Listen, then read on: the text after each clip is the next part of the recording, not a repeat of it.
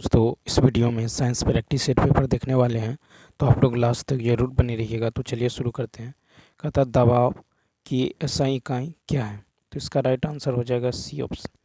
तो देखिए, किसी सतह के एकांक क्षेत्रफल पर लगने वाले बल को दाब कहते हैं।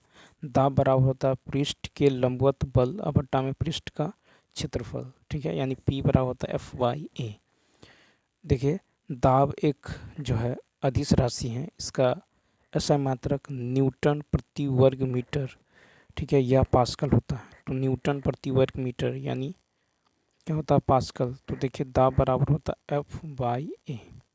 ठीक है, क्या होता है? F/A यानी बल का होता है न्यूटन और क्षेत्रफल का मीटर स्क्वायर। तो क्या होता है? न्यूटन प्रति वर्ग मीटर। ठीक है, न्यूटन प्रति वर्ग मीटर। और दाब एक अदिश राशि है। ठीक है, दाब क्या है? एक अदिश राशि है, या दाब कैसे मात्रक पास्कल भी होता है। नेक्स्ट कहता है 20 न्यूटन का बल किसी वस्तु पर कार्य कर रहा है। वस्तु बल की दिशा में 4 मीटर के माध्यम से विस्थापित होता है। तो किया गया कार्य, तो यहाँ पे देखिए, तो चूंकि F बराबर कितना है? 20 न्यूटन। ठीक, F बराबर 20 न्यूटन और विस्थापन D बराबर कितना है? 4 मीटर। ठीक है, 4 मीटर। तो किया गया कार्य W बराबर क्या होता है? F/D। ठीक है, यानी 20 गुने 4 यानी 20/80 जूल। कितना हो जाएगा? तो 80 जूल, यानी ऑप्शन नंबर सी। दो निकायों के बीच आकर्षण बल 1/9F है। इन दोनों निकायों के बीच दूरी क्या होगी? तो देखिए, यहाँ पे राइट आंसर होगा ए, 3 गुनी। यदि दोनों निकायों के द्रव्यमान क्रमशः M1 वो M2 हैं और दोनों निकायों के बीच बल F और F/9 है, तो उनके बीच की दूरी R1 R2 है। तब सार्वत्रिक गुरुत्वाकर्षण स्थिरांक से F बराबर क्या होता है? G m1 m2 बट्टा में R²। ठीक है, यानी और F बराबर क्या है? कहता दो निकायों के बीच आकर्षण बल 1/9F। तो 1/9 यानी F/9 बराबर हो जाएगा G m1 m2 बाई, ठीक है, बाई क्या होगा? R²।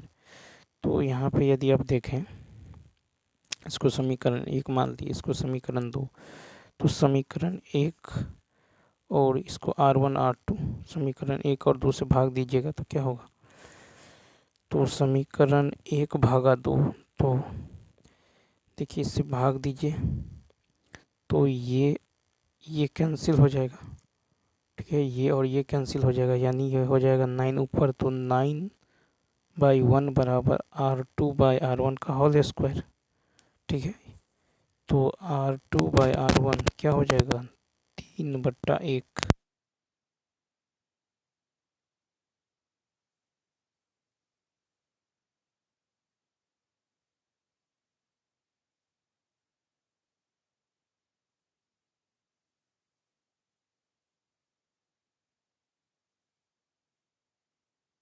तो 4 का C 373 केल्विन। तो वायुमंडलीय दाब पर पानी का हिमांक बिंदु 0 डिग्री सेल्सियस है। वायुमंडलीय दाब पर पानी का हिमांक यानी फ्रीजिंग पॉइंट 0 डिग्री सेल्सियस है।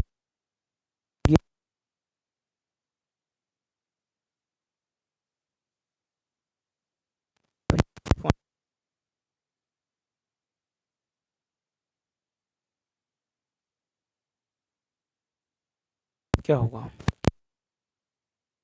तो 100 प्लस 100।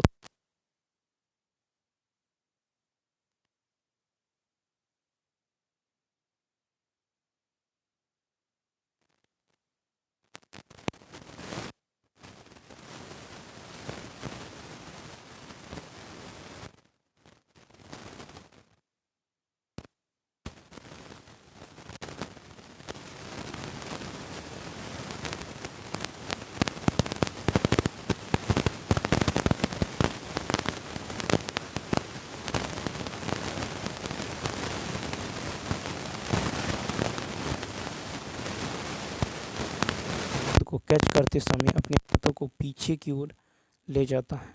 सर आइजैक न्यूटन ने गति के विषयक 3 नियमों का उल्लेख जो है अपनी पुस्तक प्रिंसिपिया, ठीक है, प्रिंसिपिया में क्या है? प्रथम नियम जड़त्व का नियम, द्वितीय नियम संवेग का नियम और तृतीय नियम क्रिया प्रतिक्रिया का नियम। तो प्रथम नियम जड़त्व का नियम, द्वितीय नियम संवेग का नियम, तृतीय नियम क्रिया प्रतिक्रिया का नियम। कहता यदि किसी गतिमान वस्तु पर कोई बल आरोपित नहीं है तो यह किसके कारण रुक जाएगी? 46 का सी, घर्षण। जब हम साइकिल चलाते हैं तो अचानक पैडल चलाना बंद करने पर साइकिल की गति धीमी होने लगती है। ऐसा इसलिए होता है क्योंकि घर्षण बल की गति की दिशा के विपरीत दिशा में कार्य करता है। यदि किसी गतिमान वस्तु पर कोई बल आरोपित नहीं है तो वह घर्षण बल के कारण रुक जाती है, क्योंकि यह घर्षण बल गति की दिशा के विपरीत दिशा में कार्य करता है। फिर कहता है कि अभिकथन ए और कारण आर दिया गया है। तो देखिए यहाँ पे जो है पहला है कि लोहे की पटरियों के बीच एक छोटा सा अंतराल छोड़ दिया जाता है क्योंकि लोहा जो है गर्मियों में फैलता है। ठीक है, क्योंकि लोहा जो है गर्मियों में फैलता है। यहाँ कहता है लोहे की पटरियों के बीच एक छोटा सा अंतराल छोड़ दिया जाता है। कारण जो है लोहा गर्मियों में फैलता है। तो यहाँ पे राइट आंसर सी होगा, यानी ए और आर दोनों सही हैं। आर ए की उचित व्याख्या करता है। फिर है कि ध्वनि तरंग की आवृत्ति मापने की इकाई, तो हर्ट्ज, बी ऑप्शन। तो ध्वनि एक प्रकार का कंपन या विक्षोभ है जो किसी ठोस द्रव या गैस से होकर संचारित होती है। ध्वनि तरंग के निर्वात में गमन नहीं कर सकती। ध्वनि तरंग को इसकी आवृत्ति के अनुसार विभाजित किया गया है। ठीक है, इसका जो है तथा इसकी मापन की इकाई हर्ट्ज। कहता है कि सूर्य की रोशनी में हरे रंग का दिखाई देने वाला एक कपड़ा लाल रोशनी में देखे जाने पर काले रंग का दिखाई देना क्यों शुरू होता है? तो 49 का होगा ए। तो कपड़ा लाल रंग की तरंग आयाम को पूर्णतया अवशोषित कर लेता है। तो सूर्य की रोशनी में हरे रंग का दिखाई देने वाला कपड़ा लाल रोशनी में दिखाई देने पर काले रंग दिखाई देता है, क्योंकि कपड़ा लाल रंग की तरंग आयाम को पूर्णतया अवशोषित कर लेता है। जो वस्तु सभी रंगों को अवशोषित कर लेती हैं और किसी भी रंग को परावर्तित नहीं करती, जिससे वह वस्तु काली दिखाई देती। कहता पानी से भरे एक गिलास में रखा गया नींबू जो है गिलास की बगल से देखने पर इसके वास्तविक आकार से बड़ा प्रतीत होता है। इसका कारण क्या है? तो 50 का सी, यानी प्रकाश का अपवर्तन। तो जब प्रकाश एक माध्यम से दूसरे माध्यम में जाता है तो अपने मार्ग में से विचलित हो जाता है। ठीक है, यह क्रिया प्रकाश का अपवर्तन कहलाती है। यह प्रकाश के किरण के विरल माध्यम से सघन माध्यम में प्रवेश करने के बाद जो अभिलंब की ओर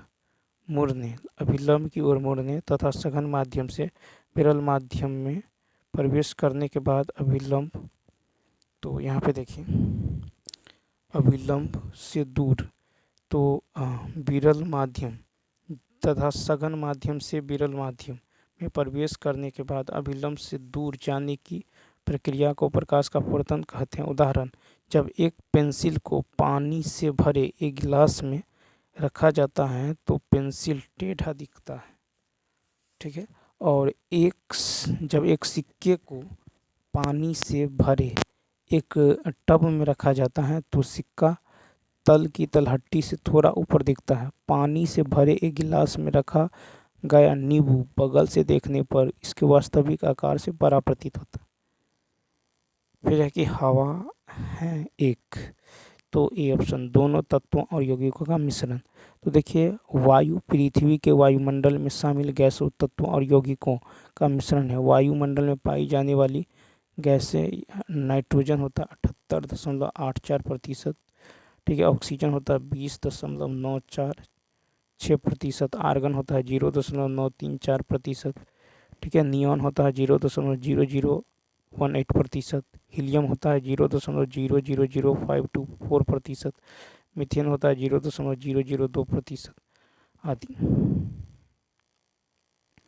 धातुओं के पतली तार के रूप में ढलने की विशेषता क्या कहलाती है? 52 का सी, तन्यता। तो ऐसी तत्व जो इलेक्ट्रॉन का त्याग कर धनायन प्रदान करते हैं धातु कहलाते हैं। धातु के पतले तार के रूप में खींचने की क्षमता को तन्यता कहते हैं। सोना सबसे अधिक तन्य धातु है। 1 ग्राम सोने से 2 किलोमीटर लंबा तार बनाया जा सकता है। नेक्स्ट है कि तत्व जिनकी द्रव्यमान संख्या एक समान परंतु भिन्न परमाणु संख्या कहलाते हैं। तो यहाँ पे जो राइट आंसर होगा 53 का होगा बी, आइसोबार। तो देखिए संभारी यानी आइसोबार ऐसे परमाणु जिनके परमाणु संख्या भिन्न भिन्न तथा द्रव्यमान संख्या समान होते हैं उसे संभारी कहते हैं। जैसे आर्गन, जैसे 18Ar40 और 19K40। जैसे पोटेशियम, ठीक है, कैल्शियम तो 20Ca40 संभारिक है। सबके द्रव्यमान समान हैं परंतु परमाणु क्रमांक भिन्न है। अब क्वेश्चन नंबर देखें नेक्स्ट। कथा निम्नलिखित में से ऑक्सीकरण यानी ऑक्सीडेशन प्रतिक्रिया के बारे में सही नहीं है। तो देखिए 54 का यदि देखें तो सी ऑप्शन। तो देखिए किसी पदार्थ में हाइड्रोजन की अनुवृद्धि या उनसे ऑक्सीजन हटाने को अपचयन कहते हैं। ऑक्सीजन हटाने को अपचयन कहते हैं।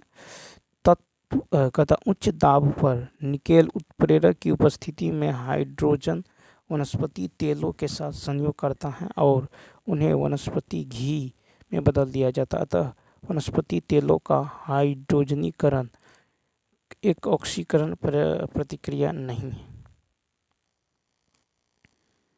नेक्स्ट है कि किसी विलयन में हाइड्रोजन आयन सांद्रता मापने का पैमाना क्या है। तो 55 का होगा सी, पीएच पैमाना। तो किसी विलयन में हाइड्रोजन आयन की सांद्रता मापने का पैमाना पीएच पैमाना है। यदि पीएच का मान 7 होता है तो विलयन उदासीन होता है तथा पीएच का मान 7 से कम होने पर विलयन अम्लीय होगा तथा पीएच मान 7 से अधिक होने पर विलयन क्षारीय होता है। अम्ल और क्षार की तीव्रता क्रमशः उत्पादित H+ आयन और OH- आयनों की संख्या पर निर्भर करता है। डेसिबल पैमाने से ध्वनि की तीव्रता की माप की जाती है। जल की कठोरता खालिस्तान को उपयोग करके दूर की जा सकती है। तो 56 का ए, धावन सोडा। तो जल की कठोरता धावन सोडा का उपयोग करके दूर की जा सकती है। धावन soda sodium carbonate Na2CO3 × 10H2 का अन्य उपयोग कांच, साबुन और कागज उद्योग में किया जाता है।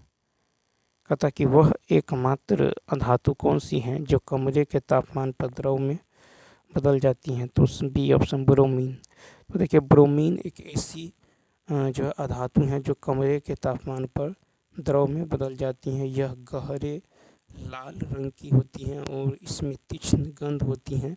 इसका रासायनिक संकेत Br है। इसका परमाणु क्रमांक 35 है और परमाणु द्रव्यमान 79.90।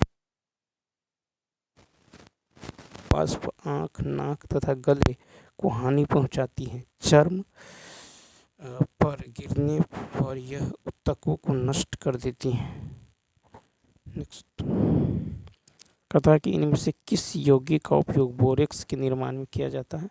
तो ए ऑप्शन धावन सोडा।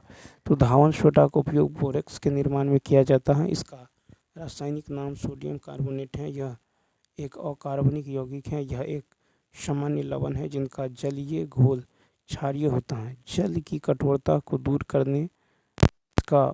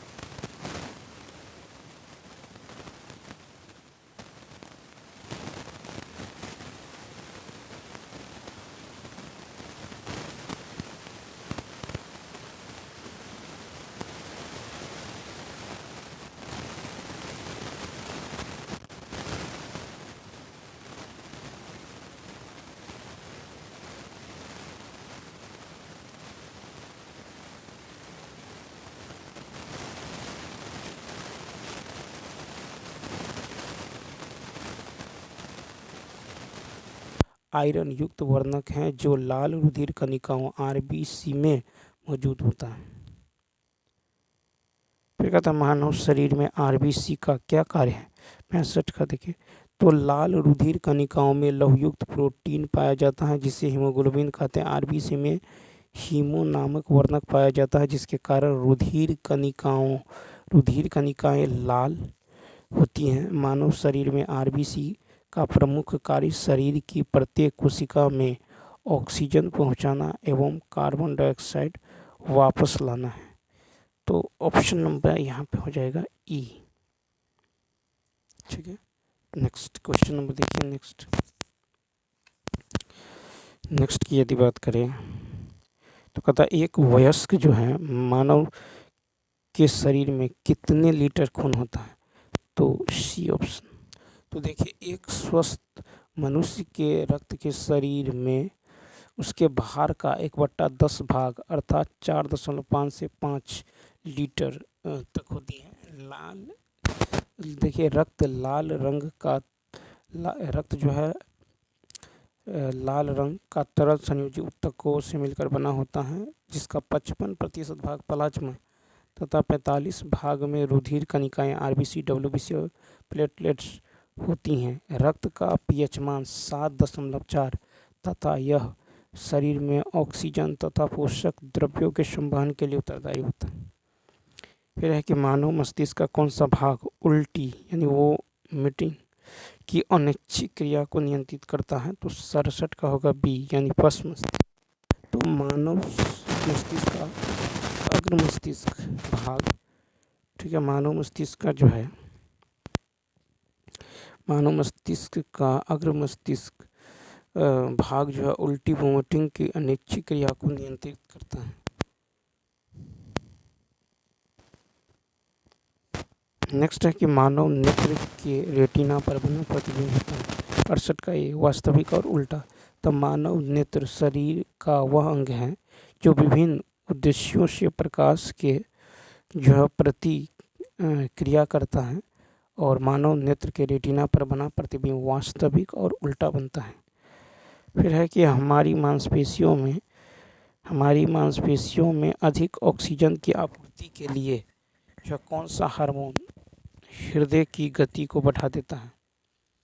तो देखिए यहाँ पे जो है तो एड्रेनलाइन और एड्रीनल ग्रंथियों से स्रावित होने वाला हार्मोन है जो शरीर के उत्तेजित होने पर स्रावित होता है, इसलिए इसे फाइट और फ्लाइट हार्मोन भी कहा जाता है। यह संकट के समय हमारी मांसपेशियों में जो है रक्त का प्रवाह बढ़ा देता है और तथा हृदय गति में भी वृद्धि करता है उत्तेजना के कारण। तो ऑप्शन नंबर ई हो जाएगा इसका। ठीक है, ई हो जाएगा एड्रेनलाइन एड्रीनल ग्रंथि। नेक्स्ट कहता है कि साइनोकोबालामीन खाली स्थान विटामिन का मानव निर्मित रूप है। तो ये हो जाएगा ए विटामिन B12। तो विटामिन B12 का रासायनिक नाम साइनोकोबालामीन है। विटामिन B12 का रासायनिक नाम साइनोकोबालामीन है। विटामिन B12 का रासायनिक नाम साइनोकोबालामीन है। विटामिन B6 जो पाइरोडॉक्सिन, विटामिन B6 का रासायनिक नाम पाइरोडॉक्सिन है। विटामिन B2 का राइबोफ्लेविन है। विटामिन B1 का थायमीन है। विटामिन B5 का पेंटोथेनिक अम्ल है। तो यह है रासायनिक नाम। विटामिन B12 का साइनोकोबालामीन, विटामिन B6 का पाइरिडॉक्सिन, विटामिन B2 का राइबोफ्लेविन, विटामिन B1 का थायमीन, विटामिन B5 का पेंटोथेनिक अम्ल। कहता निम्नलिखित में से किसकी कमी से वर्णांधता और कमजोर दृष्टि की जो समस्या उत्पन्न होती है। तो देखिए यहाँ पे जो राइट आंसर होगा ये होगा विटामिन ए। तो विटामिन ए की कमी से वर्णांधता और कमजोर दृष्टि की समस्याएं उत्पन्न होती हैं। विटामिन ए का रासायनिक नाम रेटिनॉल है। यह विटामिन वसा में घुलनशील तथा शरीर की वृद्धि एवं उपकला ऊतकों को जो है स्वस्थ बनाए रखता है। इसकी कमी से रतौंधी, आंखों का शुष्क होना, कॉर्निया में श्वेत, ठीक है, फुल्ली पड़ना तथा दृष्टि का समाप्त हो जाना आदि रोग हो जाते हैं। विटामिन ए के प्रमुख जो है स्रोत हरी पत्तेदार सब्जियां, गाजर, यकृत, दूध, पनीर आदि। फिर है कि कौन सा एक जीवाणु जनित रोग नहीं है, 72 का डी। तो जीवाणु एक कोशिकीय प्रोकैरियोटिक सूक्ष्म दर्शी जीव हैं जो प्रायः सर्वत्र पाए जाते हैं। कुछ जीवाणु लाभदायक होते हैं और कुछ जीवाणु जो है अनेक प्रकार के रोग उत्पन्न करते हैं। ठीक है, जीवाणु द्वारा होने वाले प्रमुख रोग जैसे टिटेनस, यह है कॉलीस्ट्रीडियम टिटेनी, हैजा, vibrio cholerae, diphtheria diphtheria corynebacterium diphtheriae. ठीक है, उसके बाद देखिए टाइफाइड, तो टाइफाइड से होता साल्मोनेला टाइफी। खसरा जो है, खसरा पेरोक्सो खसरा की यदि बात करें तो पेरोक्सो वायरस के संक्रमण से तथा छोटी चेचक वेरिशेला जोस्टर नामक वायरस से होने वाला रोग है। अब क्वेश्चन देखिए नेक्स्ट, तथा कि पक्षियों के अध्ययन को क्या कहा जाता है, तो ऑर्निथोलॉजी। ठीक है, तो देखिए पक्षियों का अध्ययन ऑर्निथोलॉजी, उभयचरों एवं सरीसृपों का अध्ययन हर्पेटोलॉजी, आँखों का चिकित्सीय अध्ययन ऑप्थेल्मोलॉजी। ठीक है, तो आँखों का होगा ऑप्थेल्मोलॉजी, और मानव के क्रमिक विकास का अध्ययन होता है एंथ्रोपोलॉजी। मानव के क्रमिक विकास का अध्ययन एंथ्रोपोलॉजी। फिर है कि पादपों में सबसे प्रचुर मात्रा में उपस्थित तत्व, तो यहाँ पे देखिए तो 74 का होगा बी कार्बन। तो पादपों में कार्बन सबसे प्रचुर मात्रा में पाया जाता है तथा पत्तियों में प्रचुर मात्रा में मैग्नीशियम पाया जाता है। पादपों की वृद्धि एवं उपापचय के लिए जो नितांत रूप से कुछ ही तत्व अनिवार्य माने गए हैं, जिन्हें 2 श्रेणियों में विभक्त किया गया है। एक तो है बृहत पोषक, तो इसमें carbon, hydrogen, oxygen, phosphorus, nitrogen, sulphur, potassium, calcium और मैग्नीशियम आते हैं। सूक्ष्म पोषक, इसमें लौह, मैग्नीज, तांबा, मोलिब्डेनम और जिंक, बोरोन, क्लोरीन और निकेल सम्मिलित है। फिर है कि स्तनधारियों के हृदय में कितने प्रकोष्ठ होते हैं, ए 4। तो स्तनधारियों के हृदय में 4 प्रकोष्ठ होते हैं। मादा स्तनधारी अपने बच्चे को दूध पिलाती हैं। इस वर्ग के जंतु उच्चतापी एवं नियततापी होते हैं, अर्थात उनके शरीर का ताप बाह्य वातावरण परिवर्तन के श्राप नहीं बदलता। कहता है कि आप किस जगत में सभी जीवों को रखेंगे जो कोशिका भित्ति के साथ बहुकोशिकीय सुकेंद्रिक है, 76 का बी प्लांटी। तो ऐसे जीव जिनमें कोशिका भित्ति के साथ बहुकोशिकीय सुकेंद्रण पाया जाता है उसे प्लांटी जीव जगत की श्रेणी में रखते हैं। प्लांटी जगत में शैवाल, ब्रायोफाइटा, टेरिडोफाइटा, जिम्नोस्पर्म तथा एंजियोस्पर्म आते हैं। ये पादप जो है, ये पादप प्रकाश संश्लेषण के माध्यम से अपना भोजन बनाते हैं। ठीक है, तो यहाँ पर हो जाएगा प्लांटी। नेक्स्ट, कहता कौन सा एक कोशिकीय हरित शैवाल है, तो 77 का होगा ए, यानी क्लेमाइडोमोनास। तो क्लेमाइडोमोनास जो है क्लोरोफाइसी वर्ग के जो है क्लोरोफाइट्स समुदाय का एक कोशिकीय हरित शैवाल है। क्लोरोफाइसी वर्ग का ही शैवाल जो है बॉल वॉक्स जल में जो है कॉलोनी बनाकर आता है। कॉलोनी के सदस्यों की संख्या जो है असंख्य होती है। स्पाइरोगाइरा एक शैवाल है, इसमें जो है क्लोरोफिल पाया जाता है, अतः प्रकाश संश्लेषण क्रिया द्वारा अपना भोजन स्वयं बनाता है। कहता है कौन सा औषधीय पौधा रक्तचाप के उपचार के लिए सबसे अच्छी औषधि है, 78 का होगा बी, यानी सर्पगंधा। तो यहाँ पे देखिए कहता है कि सर्पगंधा औषधीय पौधा है जो रक्तचाप के उपचार के लिए सबसे अच्छी औषधि है। जड़ का अर्क उच्च रक्तचाप के लिए रामबाण है। पत्तियों का रस जो नेत्र ज्योति बढ़ाने में भी सहायक होता है। तो सर्पगंधा। नेक्स्ट है, खाली स्थान के अलावा निम्न में से सभी पादपों या पौधों में झकरा जड़ यानी फाइब्रस रूट्स होती हैं, 79 का सी, चुकंदर। तो मूसला जड़ में एक मुख्य जड़ होती हैं। यह भूमि के अंदर लंबाई के रूप में बढ़ती हैं। इनमें अनेक शाखाएं निकलती हैं, जैसे चुकंदर, मटर, नीम आदि। ठीक है। और रेशेदार या फिर झकरा जड़ की यदि बात करें तो रेशेदार या देखिए झकरा जड़, तो कुछ पौधों की जो है कुछ पौधों की कोई मुख्य जड़ नहीं होती। उनमें जो है रेशे जैसे कुछ सी जड़ें होती हैं, उन्हें रेशेदार जड़ें कहते हैं। ठीक है। ये जड़ें मिट्टी में चारों ओर फैल जाती हैं, जैसे गेहूँ, मक्का, चावल। गेहूँ, मक्का, चावल। तो यहाँ पे चुकंदर के अलावे, ठीक है, अतः निम्न सभी पादपों में झकरा जड़ होती हैं। तो झकरा जड़ की यदि बात करें या रेशेदार जड़, तो कुछ पौधों की जो है कोई मुख्य जड़ नहीं होती। इनमें जो है रेशे जैसी बहुत सी जड़ें होती हैं। इन्हें रेशेदार जड़ें कहते हैं। ये जड़ें मिट्टी में चारों ओर फैल जाती हैं। ठीक है, जैसे गेहूँ, मक्का, चावल। ठीक है। उसके बाद मूसला जड़ में एक मुख्य जड़ होता है। ठीक है। और यह भूमि के अंदर लंबाई के रूप में बढ़ती हैं। इनमें अनेक शाखाएं निकलती हैं, जैसे चुकंदर हो गया, मटर हो गया, नीम हो गया, आम हो गया। नेक्स्ट, पादप के वायवीय भागों से वाष्प के रूप में जल की हानि को खालिस्तान कहा जाता है। तो वाष्पोत्सर्जन। तो पादपों के वायवीय भागों द्वारा वाष्प के रूप में जल का बाहर निकलना वाष्पोत्सर्जन कहलाता है। वाष्पोत्सर्जन की दर को जो है पोटोमीटर यंत्र द्वारा मापा जाता है। ठीक है। वाष्पोत्सर्जन की दर को पोटोमीटर यंत्र द्वारा मापा जा सकता है। तो चलिए दोस्तों, इस वीडियो में इतना ही। यदि यह वीडियो अच्छा लगा हो तो लाइक, शेयर और सब्सक्राइब करने वाले। Thanks for watching.